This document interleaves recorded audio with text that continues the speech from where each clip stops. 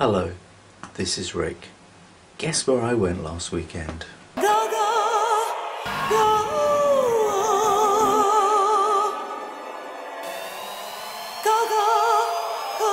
Yes, I went to see Lady Gaga on Saturday at Twickenham, and I have to say it was just the most amazing evening I have ever had. Didn't have the best seat in the world, as you can see, but nonetheless I just loved soaking up the atmosphere. It was wonderful just watching all the other little monsters coming and going. There were just wonderfully dressed people there, girls, guys, queens, gays, everybody looking marvellous, and I was there too.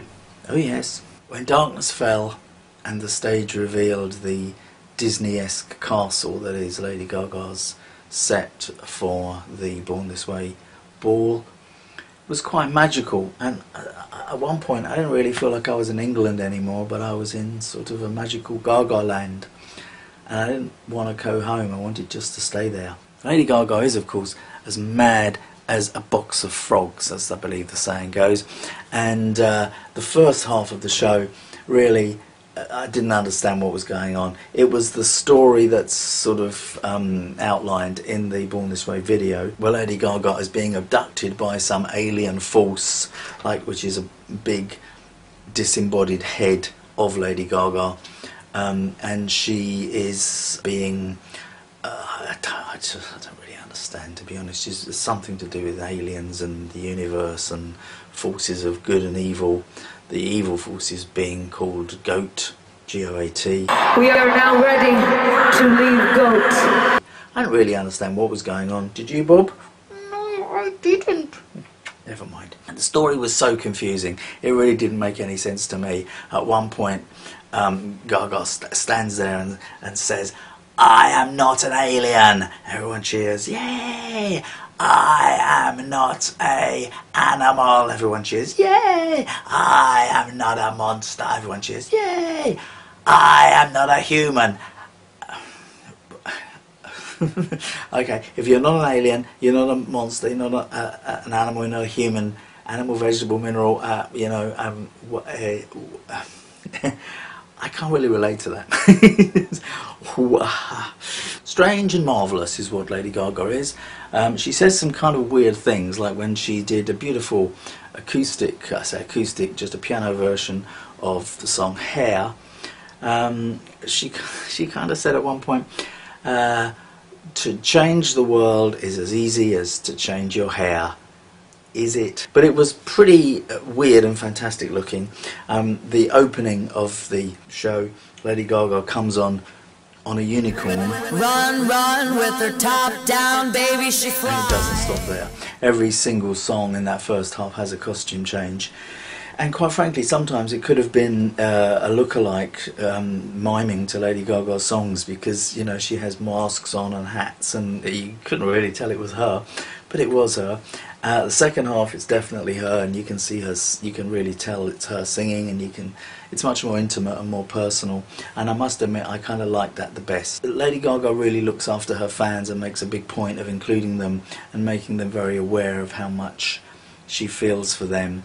And reminded me a bit like the Nerd Fighters, in that the little monsters are made up of an army of sort of outsiders, you know, nerds, people that don't quite fit in, and, you know, whether that's because they're gay or because they're just different, and Lady Gaga really includes them and makes them feel that they're part of something, which of course they are. Where is my princess tonight?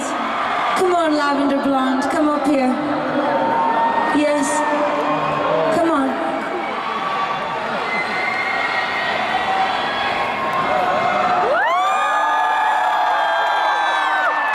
This girl has slept outside my hotel, probably, yeah, at least, well, 6 nights this time. That doesn't count the countless other times that she has slept outside just to be near me.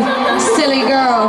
A new song that I hadn't heard before, called Princess Die, D-I-E, which I hope is going to be on the new album, which is called Art Pop. I wrote this song about Princess Diana. I wrote this song about myself. I wrote it about Amy. I wrote it about Whitney. I wrote it about Sylvia.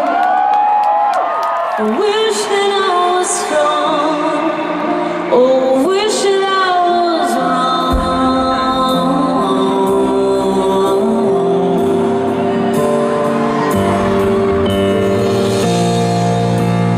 Wish that I could cope, but I took pills and left to know.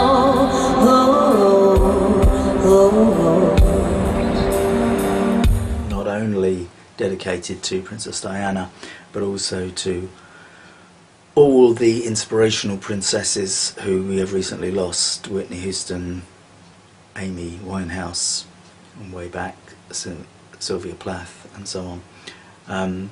And Gaga sang the very beautiful and moving song sitting next to this girl who had been sitting outside her hotel for the last 7 days, and then put the princess crown that she was wearing onto the little girl's head. It was very moving, I thought. She also dedicated a song to John Lennon. I was in a fucking line of fire all year, wasn't I? And you know what? It's okay, because there's a lot of people that are in the line of fire, and I love being at the front line for each and every one of you. You really are my heart and my soul. And I wanted to sing this tonight as well to commemorate one of the greatest, if not the greatest musician of all time, Mr. John Lennon. Imagine there's no heaven. It's easy if you try. They may say I'm a dreamer, but I'm not the only one.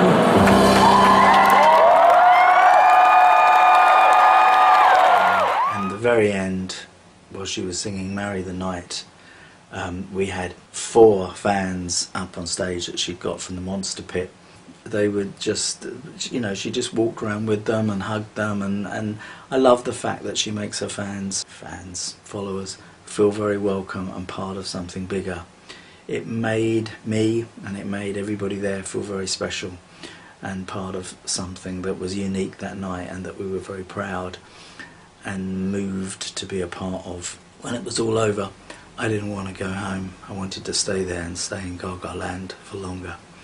And I tried hanging around, a lot of people hanging around where the equivalent of a stage door was at Twickenham Stadium, to see Lady Gaga leave.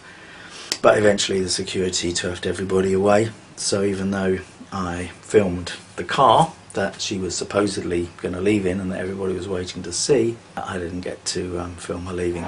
We do have to cut the show a bit short this evening because they're pulling the plug on us. Good night! I am Lady Gaga. Here's Lovable Bob.